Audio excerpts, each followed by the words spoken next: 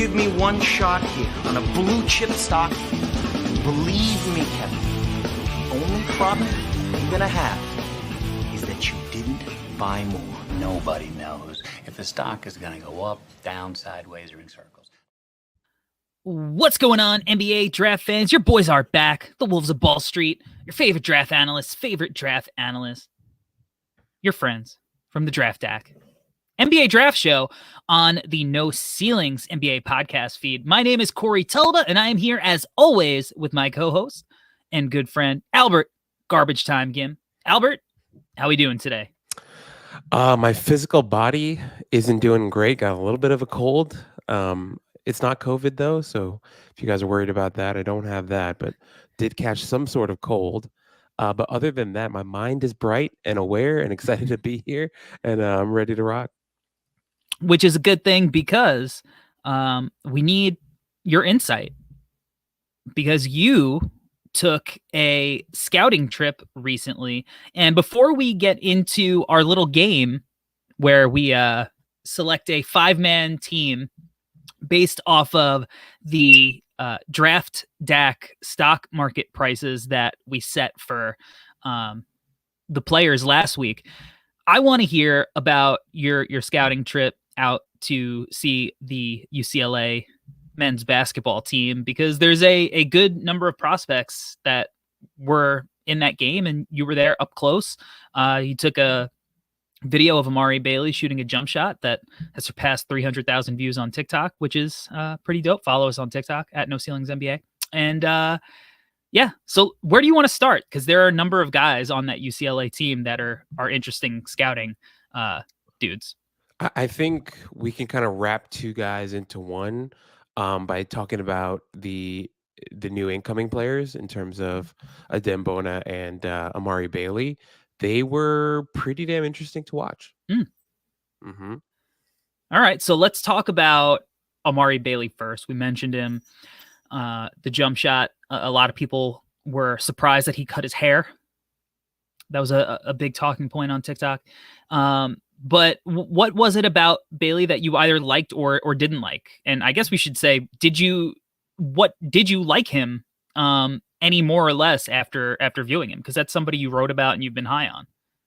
Yeah. I don't want to say that I like him less, but I did start to see more of the critiques and areas of concern that I think other people have had about him. Obviously, I had Bailey much higher than others. And I also do think situationally there at UCLA, he is going to be in an interesting situation where I don't think Mick Cronin's going to trust him enough for him to be making a ton of decisions on his own as a playmaker on the ball. But I think it is going to be more of a shared role that he's going to be playing with Tiger Campbell and Jaime Jaquez Jr. in terms of the creation aspect. Because one of the things that I wrote about Bailey in my preseason thing about him was that I'm actually high on his passing. I think he's going to be a good passer, and he's going to show eventually in time more flashes of that passing. The only issue is the situation that he's in there at UCLA. And from what I saw, even from that night on Friday night, watching them play live,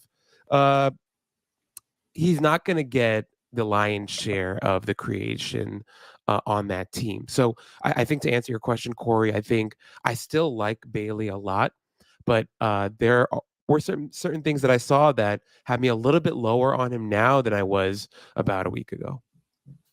Yeah, I know because I liked his passing flashes too, and going and watching the pre-college stuff, but the playmaking is something he struggled with early on, as far as balancing, like making plays and then making the right decision. He's been pretty turnover prone early on.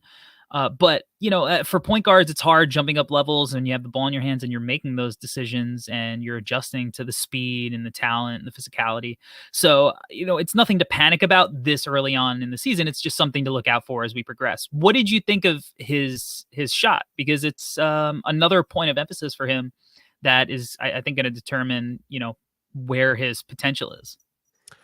I think the best way for me to kind of characterize where his shooting, well, not care, but to define kind of where his shooting is right now is he's a bit of ways away right now as a The best way to put it is that his jumper needs a good amount of work.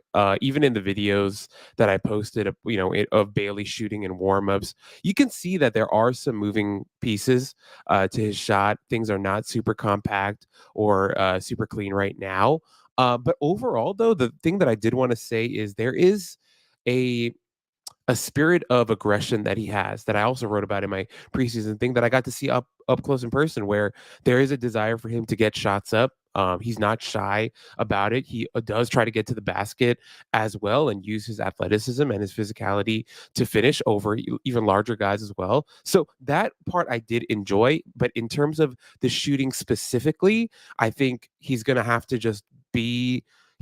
to trap himself, lock himself up in a gym over the summer heading into the draft and just put up a trillion shots per day, because I think the base and the foundation can be there. I don't think by any means his shot is broken at all. I think it's a matter of reps and practice. And with reps and practice, I think he can be a very good shooter, but where he is right now, he does need a good amount of work. Yeah, I can't wait to see how that part of his game develops as we go through the year, because there's little things that are functionally slightly off, but it's nothing damaging or broken. And if there's one thing that we know about NBA teams, is that they're going to work on shots with these guys and get them to a passable level. Now, the other question marks with his game is, if he gets a shot to a passable, even good level, is that enough to, kind of, I guess, work around any of his other shortcomings? So that's something that we'll be looking out for.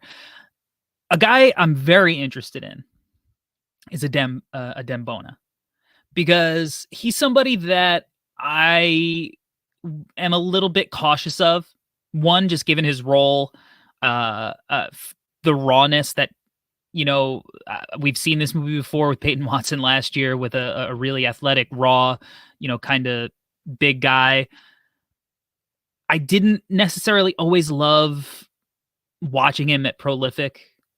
Trey White was the guy who always caught my attention in a good way there. And I felt like Bona, even though he would pop every once in a while, I had questions of, is he always on the floor? I didn't always feel him. I've heard that he had really impressive moments in the overseas stuff, which I didn't watch. I'm familiar with this film just from Prolific and All-Star games and stuff. So give me your impression of him, man. One, what does he look like physically up close? Physically, he's gigantic. He looks every bit of 6'9", 6'10". Great frame on him. Arms are gigantic. Shoulders are huge. Good chest on the guy. So physically, he looks great. In warmups, he got off the floor really easily. He's got some actually decent vertical pop to him. Especially with a running start, he can really get up. But even flat-footed, he can get up pretty quickly, which I was impressed by.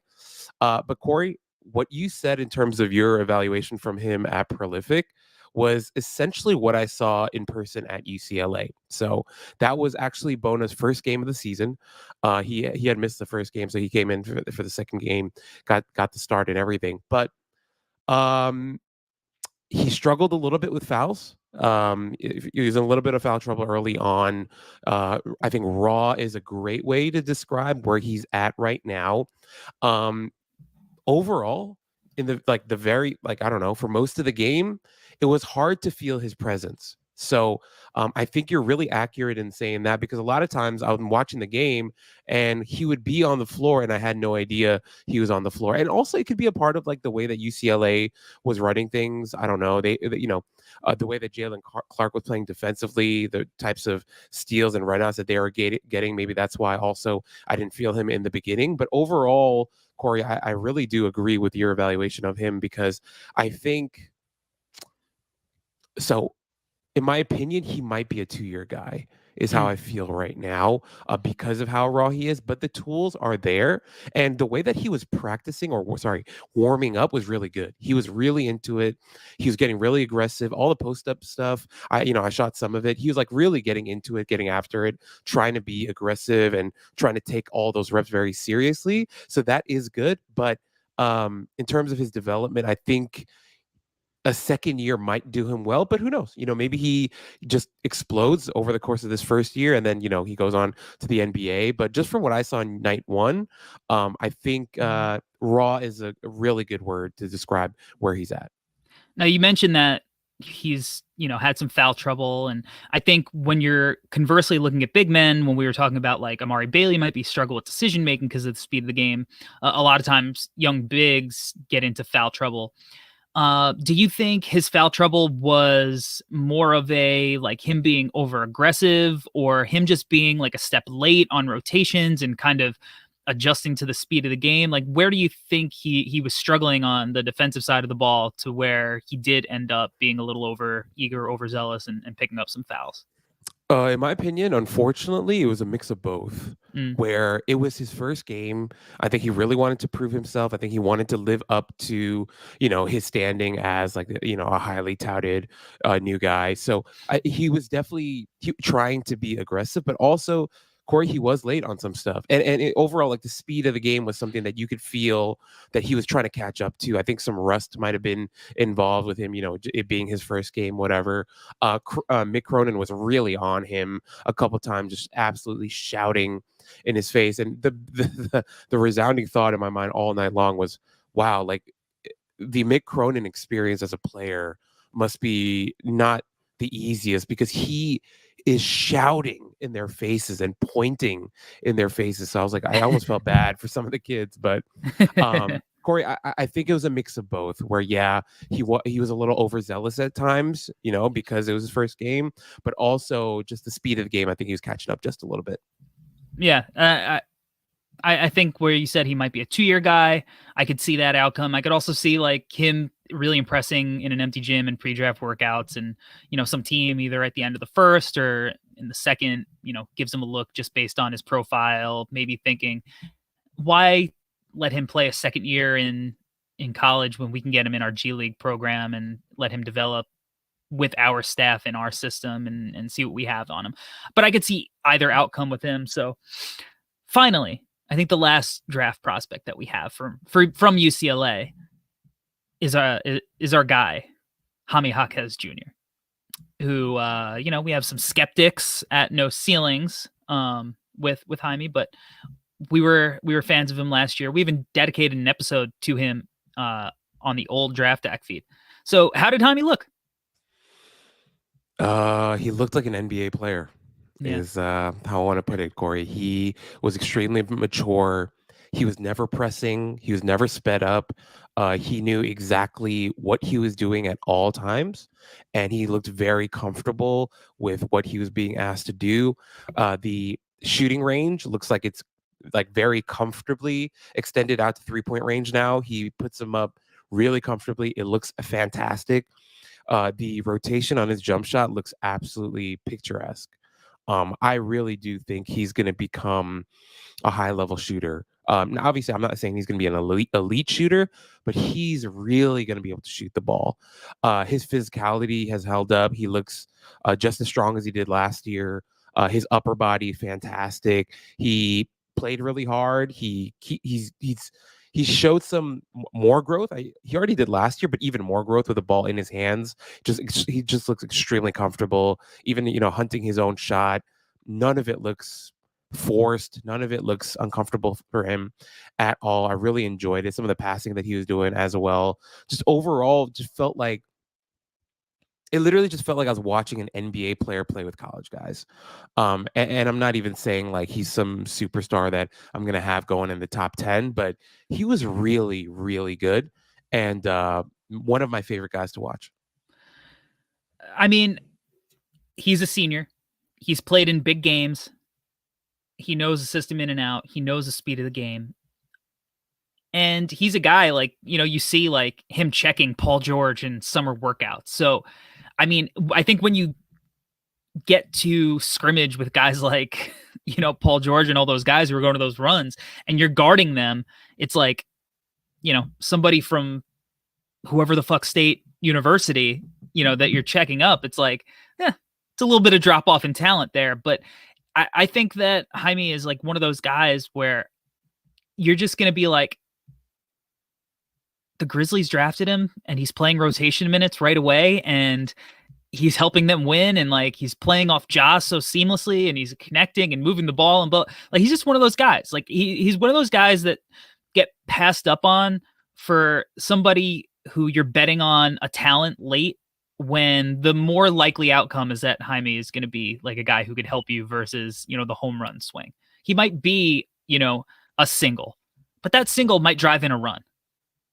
It might not just be him getting on base. He might be, driving in a run there. So I can't wait to watch the entirety of the UCLA team because I love the mix of young guys and veterans that they have. And I think that's going to be one of the interesting things to monitor as we move forward. Yeah, no, for sure. Like really quickly before we wrap on this, I did want to say watching Jaquez, it did remind me of like Quentin Grimes going after Kai Jones, that type of thing. Like Yeah. it's going to be one of those where he's going to be an NBA contributor, maybe possibly from day one, and teams are just going to pass up on him because of exactly what you said, right? One of these high ceiling guys, low floor guys. Did want to say though, Corey, just before we totally wrap on this part, I feel like UCLA watching that team, one of my concerns for them is their backup bigs behind Bona. Their bigs behind Bona are not great. It was pretty rough to watch, to be honest. So when we think long term, like tournament type of long term, their lack of dependable bigs behind Bona is going to be a concern, especially if he's going to be in foul trouble. And the last thing that I want to say is I really, really, really like Jalen Clark a lot. He legitimately looks and feels like an NBA level defender right now. The stuff that he was doing with his length and anticipation and just like he just knew where to be always, and it was fantastic. And it looks like he's definitely grown as a shooter as well from what I saw in warmups and in the game. So I'm not saying he's going to be like a guy that gets drafted for sure, but he might. Like if he keeps this up, he legitimately might be like an early second round, maybe. I mean, if all goes well, late first. I don't see that. I think he could be a second round guy though, and a guy that NBA teams actually don't feel bad about drafting because of his size and his length and his defense. He's got 13 steals through 3 games. He had 4 or 5 the night I went, so it was pretty insane. Yeah, he had 4 the night you went. He had 7 the night prior.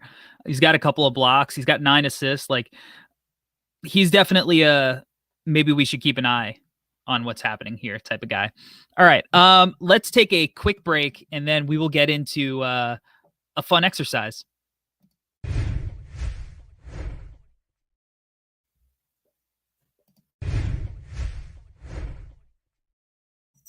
Okay, we are back. And, I didn't want to cover a prospect in depth this week because we do have college basketball back, but it's early and the games are, cupcake schedules right now.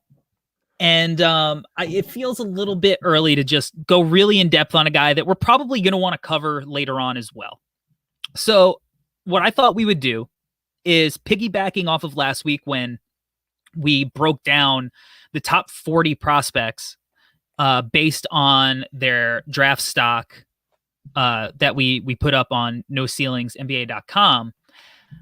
When we release that, we always have a graphic with a build your team for $15 where we go through different tiers and you get $15 and you can go through different combinations to build your team. I thought it would be fun to do that exercise live and kind of break down some of these guys just with short little brief breakdowns based on what we saw early on so far. So I'm going to give you the 5 tiers, the prices, and for anyone following along at home, you are more than welcome to build your own team and respond to us with your own team. So in the $5 blue chip tier, we have Victor Wembanyama, who we have exiled from this exercise because I think we would both pick Victor pretty easily here. So we were not going to be able to use Victor, but Victor is in the blue chip tier. We have Scoot Henderson, Amen Thompson, Nick Smith Jr., and Cam Whitmore. In the $4 large cap tier, we have Dariq Whitehead, Asar Thompson, Keontae George, Dylan Mitchell, and Jarris Walker. In the $3 growth tier, we have Derek Lively, Casey Wallace, Kel'el Ware, Anthony Black, and Brandon Miller. In the $2 international tier, we have Ryan Rupert, Arthur Kaluma, Tyrese Proctor, Nikola Jurisic, and Leonard Miller. And in the $1 penny stock tier, we have Marcus Sasser, Chris Livingston, Grady Dick, Jet Howard, and Daron Holmes. Again, these tiers were built off of the stock price that these prospects opened up on based on the, conglomeration of media outlets and where they had them on their boards. So, Albert, I'm going to let you go first. You had $15. You couldn't take Victor Wembanyama. Who did you take at your price points to get to $15? Okay, so first off, I exercised some financial responsibility by saving $1. Wow. I spent $14 and I saved $1 by, I don't know. I just want to hold an extra dollar just in case. So here we go. My $5 guy took Scoot Henderson. Okay. My $4 guy took was Jarris Walker. My $3 guy, and I don't feel great about this, but I wanted a center, and I don't know why, so I took Kel'el Ware.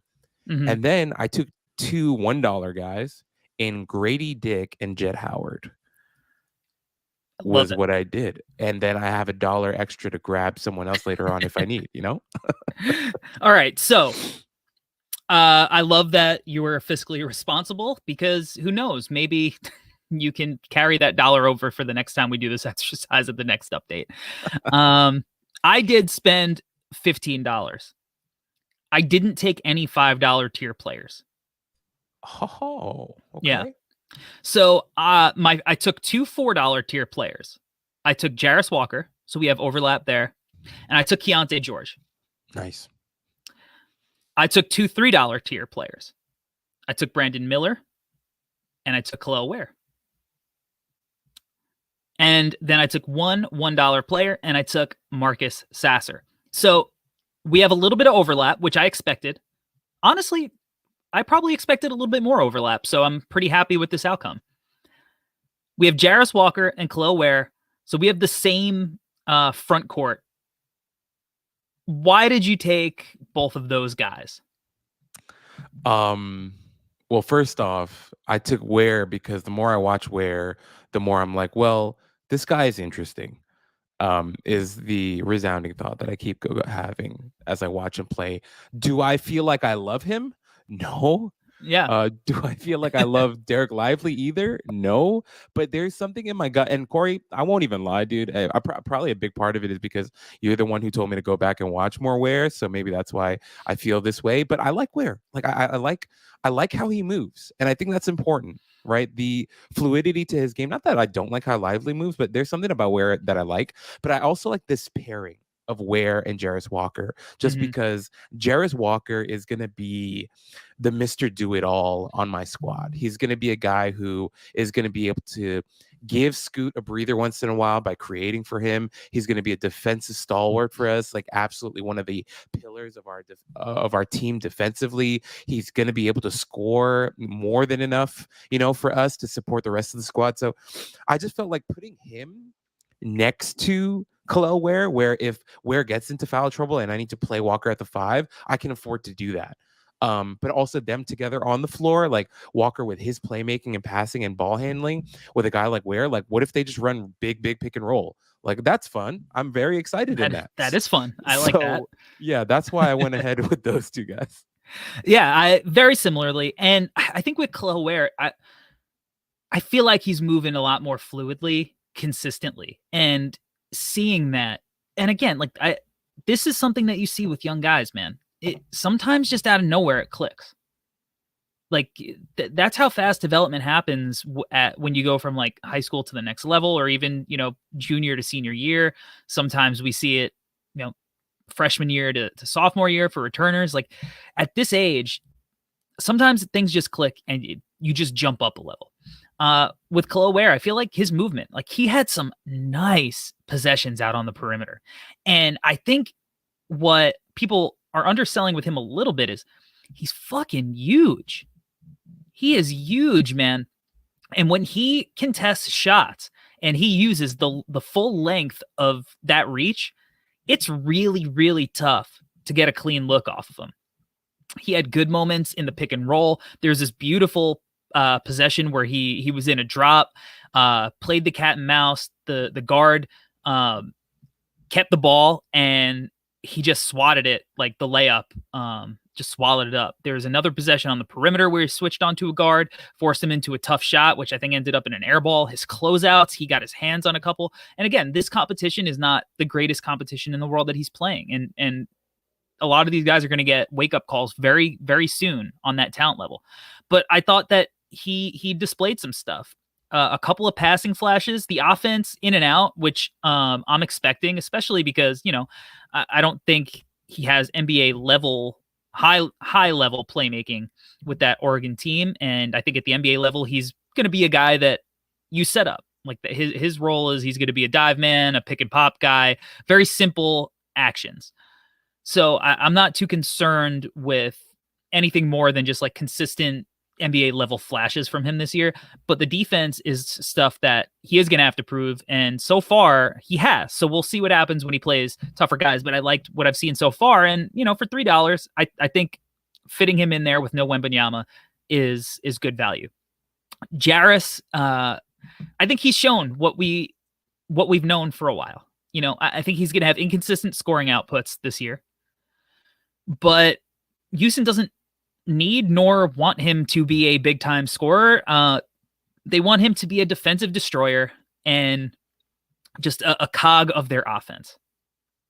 That's what they want from him. And that's what he's going to do. He did have a 23-point game. He knocked down a couple of threes. And I think that offensive role will expand as the season goes on and he gets more comfortable, but he's just defensively, he's everything you want. That Houston team is nasty. They're just nasty people on a basketball court. And I'm so excited. He's the guy I'm most excited for to keep watching this year, especially because, for me, I got my $1 value out of Marcus Sasser, who I'm taking as well.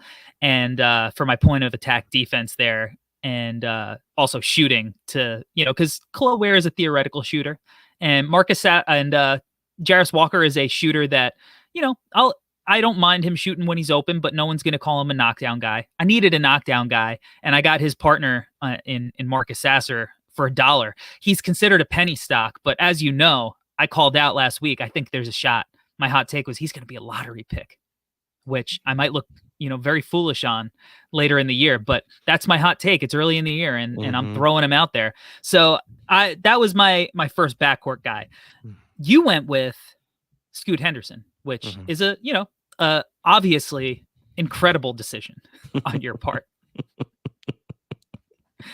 Oh God. Have you been watching any of the Scoot stuff lately? I've been trying. I have been trying. I'm not gonna lie and say I've seen all of it, but no, I definitely have seen some of it. And Corey, I don't know how you feel about it, but for me, I feel like, we talked about how this might be the G League Ignite's like worst roster in terms of talent overall. And the more I watch them play, the more I agree with you, but also it gets me excited because I feel like this is the team that Scoot needed for him to continue to grow and to flash all of his game. Like recently, he had that 16 assist game. Very nice. That's really, really nice, right? Like you want that. But also like the thing that I've enjoyed, Corey, is that he is not being shy about putting up the mid-range and the 3-point jump shots. I want him to continue to do it. Like that's something we've both harped on for so long for a lot of these prospects is get the shots up, dude. That's the only way we can really see where you're actually at is for you to be courageous, man. Have do it. Put the shots up. And I like that he's doing it. I like that he's creating. Metcalf wrote a great piece about his playmaking, which I 100% agree Timely. on that. Yeah. And for us, Corey, we talked about it as well. The the processing speed of that guy, of Scoot Henderson, and the things that he could do with the ball in his hands in terms of creating for others, the nuance, the timing, all that stuff. Fantastic. So for me, grabbing Scoot there, I know he's expensive at $5, but I have no problem because I ended up with the second and third guy on my big board on my squad, and I feel great about it. Especially with Scoot. You could have paid $6 for Scoot. Oh, you're right.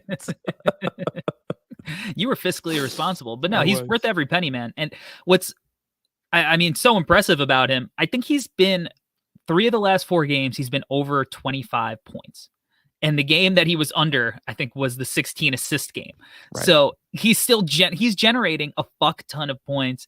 He's playing with so much pace. Our guy Mojave King coming along. He's had some. He's looking pretty good. He's looking pretty good. He's very interesting.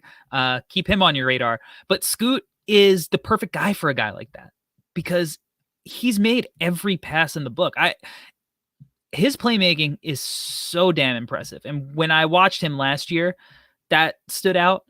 And when I wrote about him earlier this year, over the summer, some of the decisions and reads that he made as a 17-year-old, like, it's not even like all of these reads are stuff that like is new to his bag. He was making some of these reads last year as a 17-year-old pro. So imagine like when he has seen everything there is to see, and he's 23 or 24. Imagine the control of the offense that he's going to have, because it's so rare for a guy who's that athletic to be able to control the pace this early in their career and not want to go 100 miles an hour all the time, and learn how to play at different speeds and know where different guys are on the floor. And sometimes he's making these incredible passes because he's able to make like improvisational reads at the last second. But a lot of times he's setting that up, and he's fooling the defense and using his athletic tools to leverage all of these passing windows. So he is just a special player. And like for him, and we talk about this with Amen Thompson a little bit, like no one's going to be able to stay in front of him. Right. So he's always going to be able to leverage these opportunities, even if the shot doesn't drop and he doesn't have a consistency with that shot. But the difference is with him versus Amen, in my opinion, is that I trust his shot way more both now and in the future. He's already been proficient in the mid-range. And, so even if he never extends that range out to the 3-point line, at least he has that in-between area covered. But as that continues to grow, he's going to be unguardable. He is going to be unguardable. He does the things on the defensive side of the ball. So $6, throw your extra $1, give Scoot a bonus. If I can really quickly, Corey, I just want to piggyback off of what you said. You said that you just said that he's proven himself in the mid-range. Of course he has. He continues to take those shots and they go in. And I love the way that his shot goes in. Is that even a thing, Corey? I don't know. For me, it's like the Most way that definitely. the ball, yeah, right. The way that the ball goes in when he shoots is so pure. And it's like, damn, like I love that. But the biggest thing is going back to when he played against Victor. In those games before he got hurt, but in that first game, the intensity and the dog in him, right? That everyone wants to talk about. He's got that dog in him. He absolutely 1,000,000,000% has it, which makes me believe, Corey, if he's putting up the volume now in the G League and he has that type of competitive spirit, then every part of me wants to believe that he's going to become a really good 3-point shooter as well. Like he wants it more. He's going to figure it out. He absolutely has the drive to become a better player. And you've just mentioned it. Look at his growth from 17 to 18 in the G League. He's grown right before our eyes. So to think about that type of growth and the desire that he has, I think with where he is as a shooter already from the mid-range, I think he's going to become a good 3-point shooter. Like I just have to believe it, considering all that I've seen from him as a competitor, and the mechanics I think are there too. I think he's going to be a good shooter. So did want to throw that in there just because I think that's a big part of his evaluation as well. The kid just really cares, which I think is important. Yeah, caring and giving a shit is most definitely important. He has all of the intangibles. So it's like he's so talented, but he also has the intangibles. And that's what makes him rare, right? Like, is he generational? I don't know. I think the bar for guard play is so high SGA right now is doing just truly miraculous things on the court. Like that one will haunt me to the grave, where I was like, that guy was selected exactly where he should have been. And it's like, wrong. Wrong. That guy I'm is there with you. unbelievable. So like Yeah. I mean, we saw Darius Garland. What do you have, a 27-point fourth quarter or something? Yeah. Like Ja Morant is averaging 1,000,000 points and 1,000,000 assists a game. The barrier for guard play right now, it's so high. It's so high. So am I saying, do I think Scoot is generational?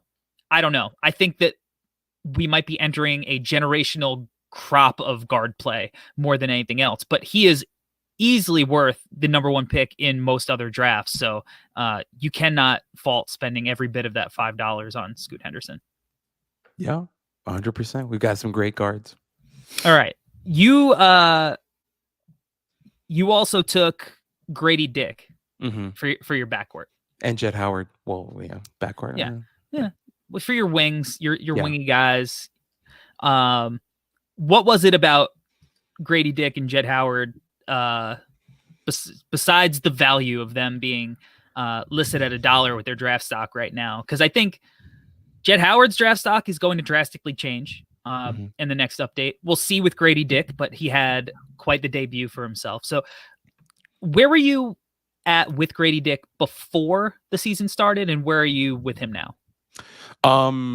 I think where I'm at with Grady Dick hasn't changed that much. I think his role is very much defined. I think he's going to be a great catch and shoot shooter from three. I think he's going to be relied upon to be a sniper from the outside who potentially maybe could do a little bit more. But his main role is, hey, dude, be good off coming screens. And when you get your opportunities, hit your open shots, like shoot the crap out of the three ball. And I think he's done that so far. And I think he will continue to do that. So I think for me, my evaluation is pretty much the same. I think I have him in my 20s. And then Jet Howard, I think. So the reason why I went with these two guys, Corey, was the rationale is, okay, I have my big who's going to dive to the hoop. And then I have Scoot and Jarris who are going to be elite level passers. Well, let me pair them with some, wing shooters who are going to be able to cash in on those opportunities that Scoot and Jarris are going to create. So that's why I went with Howard and Dick. Obviously, Dick is the better shooter, but I think Howard's going to be a good shooter as well. And he's got good wing size. And I think he's going to continue to grow as a defender as well.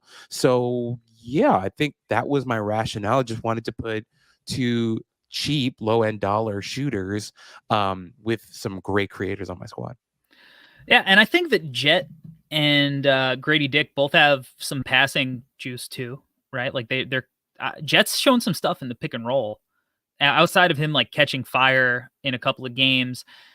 He's shown some stuff, like not high level, like weak side hits necessarily, but like definitely being able to make pocket passes smoothly, softly. And he's fucking huge. Just a big dude. Big boy. Like he looked big at IMG. But he looks really big now. I think I'm a little higher now on Grady Dick than I was preseason. I think he chose the perfect team for him. The supporting cast, I don't want to say it's the supporting cast, but the roster that they have in Kansas is they just complement each other so well. Very unselfish guys, a lot of guys who could play multiple positions and play on or off the ball. So I think Grady Dick not being relied upon to be that Gatorade player, the national Gatorade player of the year, where it's like, can this guy be the best player on his team offensively and carry that load? I think the pressure is off of him to do that because he has so many other weapons all around. And now he can just find himself perfectly in, like you said, a defined role. And focusing on his strengths and not necessarily hiding his weaknesses, but his weaknesses aren't as apparent as they might be if, he was the number one guy on some other school where it was like his role is so defined as the number one guy and he has to be the guy who is creating all of his offense for the team. Otherwise, the team has no shot. Like there's definitely a first round case for him. And if the shooting, if he's around 40%, he's definitely going to get top 20 looks, as we approach June. For me, swinging back to my team, I have Keontae George at $4 and Brandon Miller at $3. And I so happily took Keontae George at $4 because he has been everything I thought he could be. You know, we covered Keontae early on with our guy Laro, who hopped on. Shout out to Laro and his new venture at Swish Theory. I just think that he has the total package offensively as a scorer. And now through 3 games, I believe he's got 20 assists and he's showing the playmaking stuff.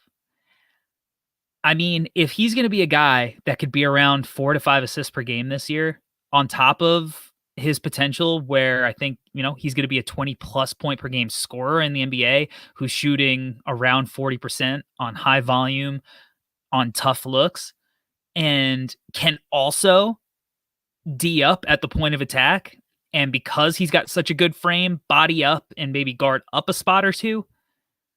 Oh boy, he'll live up to the hype. And so far, again, it's against not the best competition that he's going to face all year. So let's see if that playmaking translates as the competition jumps. But the looks that he's made, he's been doing it consistently, whereas we saw flashes here and there of him doing it at IMG. He's done it consistently through 3 games. I think you've seen more of the playmaking stuff as a total consistent package than you did most of the time when he was at IMG. But man, that kid on or off the ball next to whoever, and Flagler and Keontae is going to be my favorite backcourt of the year. And heading to the YouTube chat for those watching live, D Jones says, as a Knick fan, I'm starting to look at the draft now. I would love Keontae at the 2. We'll see if the Knicks are going to be in position for Keontae George. I think they're going to win too many games to be in position to draft him, but you can never go wrong with that kind of shooting. And, offensively, him and Jalen Brunson would be a fun pairing together next to each other. A lot of Knicks fans probably would say if you're taking Keontae, you're probably giving up on the Emmanuel Quickly experiment. And I don't think a lot of Knicks fans feel that way quite yet. But drafting Keontae for a team like the Knicks, to me, would signify a lot of changes because things get murky. Then you have Quentin Grimes, then you have RJ. What do you do with Quickly? There'd be a lot of moving pieces with a guy like Keontae George for the Knicks. But what have you seen from Keontae early on that has you encouraged? First off, man, the Knicks were in a really strange place. So let's leave the Knicks out of this. I feel like, Corey, ultimately this Knicks roster is going to look pretty different in a couple of months. Is how I feel. It's not time to panic. They have a lot of assets. Should they have gone in for Donovan Mitchell? Probably. I think we have like 10 tradable draft picks right now. So yeah, something's going to happen. And we have all these young guys and we've got Julie. So a lot's going to happen. So Knicks fans out there, just let's wait till we get to that time of the year. But overall with Keontae, I did watch his first game. I've been able to watch a little bit here and there. But Corey, I think essentially Keontae went out there and was like, you know what? I'm going to make all my believers look really smart. Yeah. And it's fantastic. Like, I feel like I'm going to make all my haters like Tyler Metcalf look really, really dumb. Known hater, Tyler Metcalf. Shouts to Tyler Metcalf for having him 97th on his board. We're just kidding. Yeah, we're just kidding. We're only off by a couple. But we're serious. Yeah. Just not kidding. But okay. So with Keontae, I feel like he's doing everything that we said he was good at really well. And then the things where we're like, oh, like he's shown flashes. He's like, cool, I'm going to take those flashes and just add them to my arsenal. So like his playmaking, I think what we talked about when we did his pod, we were like, yeah, like the kid, he can pass, but like, we don't know what that's going to look like. And then he walks in and he's like averaging 7 assists a game or something. So good on you, Keontae. I'm really loving what I'm seeing so far. Obviously, the kid's going to play hard. He's going to shoot the ball really well. And then if the playmaking continues to go in this trajectory, then what are we even talking about? Like he's going to be a really high end guard that a lot of teams are very comfortably going to be able to take in the top 5 and not even blink at it. And he's going to be a great pick. So, we have to go back to the comps that we made for him, and I think he very much could potentially become that type of player if things continue to go the way that they're going right now. And so, obviously, Corey, like we're saying, as a kind of foundation for all the players right now, they're not playing against the hardest competition, but hey, tough competition is on its way now, and things are going to heat up a little bit, and I'm really excited to see how he continues to play and goes against, as he goes against, better and harder competition. Another guy whose draft stock is about to heat up after his first couple of games. You wrote about him at NoCeilingsNBA.com. I've had him. I think we both had him as top 5 guy before it was cool. We're talking about Brandon Miller from Alabama. He has looked phenomenal. His first game didn't shoot it well from behind the arc, but put in 14 and 14. 14 boards is some serious shit. That you got to go and play hard for 14 boards. Unless you're Andre Drummond and they just come your way. You just gobble them up. Which, shout out to Andre Drummond. Been a pretty good piece for the Bulls this year. Second game, knocked down 4 threes, deep threes, off the bounce threes, catch and shoot threes. He's getting to his spots in the mid-range. He's showing passing flashes. Defensively, he's playing hard. He's in the right spots. He's making guys work. He's doing everything I wanted him to do to not make me look insane for having him in the top 5 early on, when he was a $3 piece in our exercise because he ended up at 15 on the draft stock market set by this conglomeration of boards. So, man, this is another kid. Like, if he keeps going and that shot making continues to evolve and the playmaking continues to evolve and he's knocking down 3-point shots and he's playing defense, he's another guy that's going to be hard to keep him out of the top 5. So the top of this draft is loaded, man. Talk to me about Brandon Miller. Corey, you and I, we don't like throwing the generational word out there a lot, but no.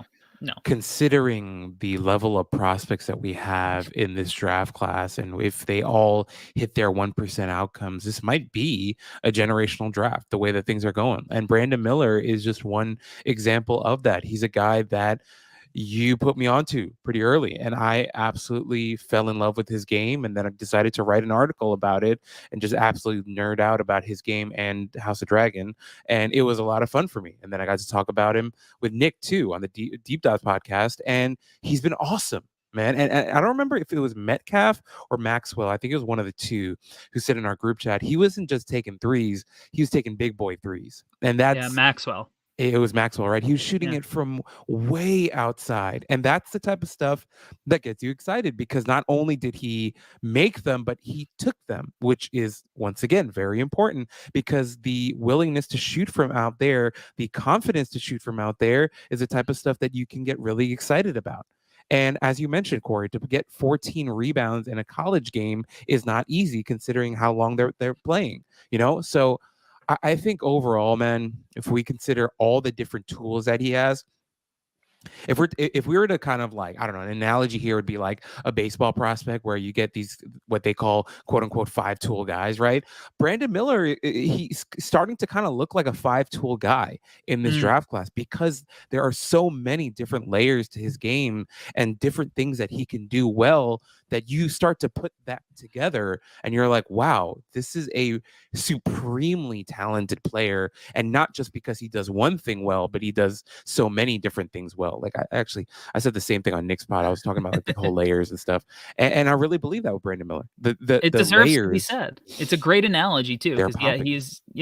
He's not just like a guy who's going out there and looking for, to score points and just go out and shoot tough jumpers. He's like looking to be a complete player out on the court. And, that's an underappreciated skill when you're a high level prospect who you want to be a complete guy. And that's why he's drawing comparisons to a guy like Paul George, like that. You're going to get that when you're that size and you have different layers to your game and you're able to create for yourself and others and defend a bunch of stuff like positions, and you're going to draw those comps. And it's lofty expectations, and can he reach them? Who knows?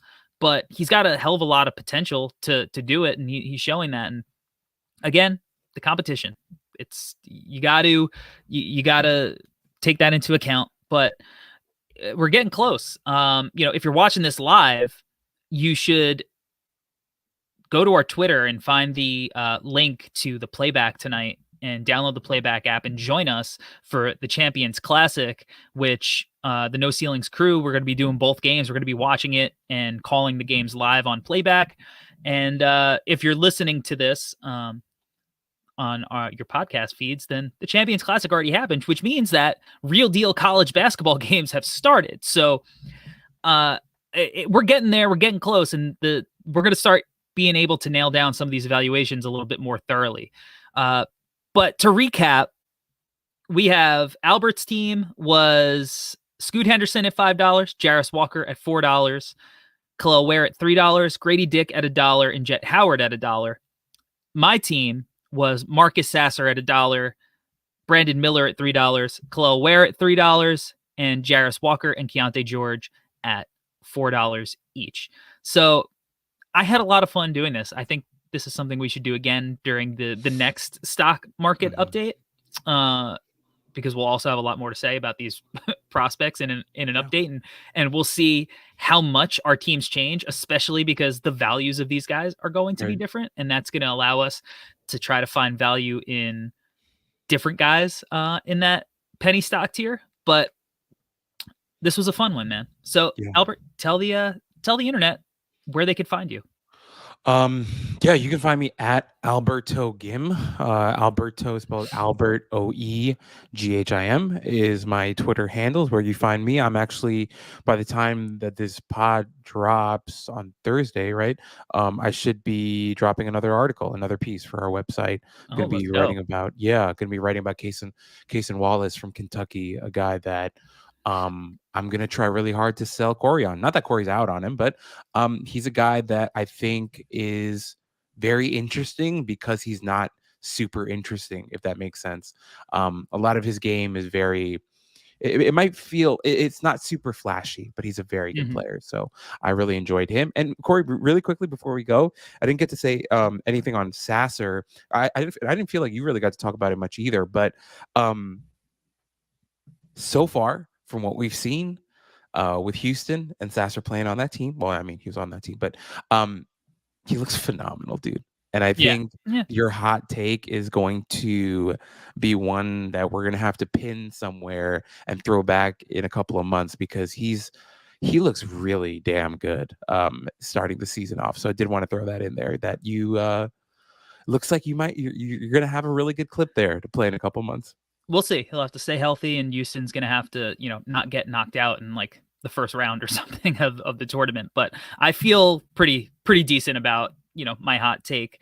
All right. You can find me at Corey Tulaba on all the things, but instead of plugging all of the things, I want to shout out my guy, Pee Wee the Plug, and plug all his things because there it is. I just did a podcast with my guy Combo on the Combo's Court podcast with Pierre.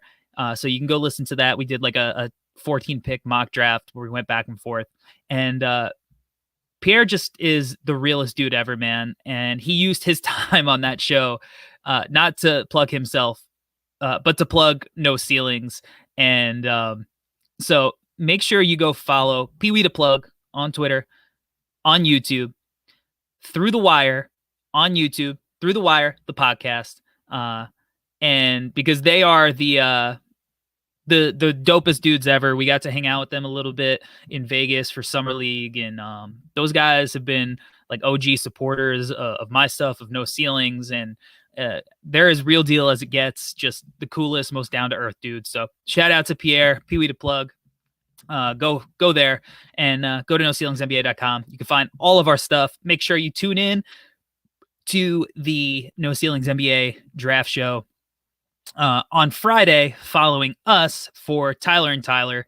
And Nathan will be back on Monday with Draft Deeper. So we got 5 daily shows, daily content at NoCeilingsNBA.com. It's all free. Make sure you head there, subscribe, like, rate, all of the fun stuff. Until next time, we are out. Peace. Peace.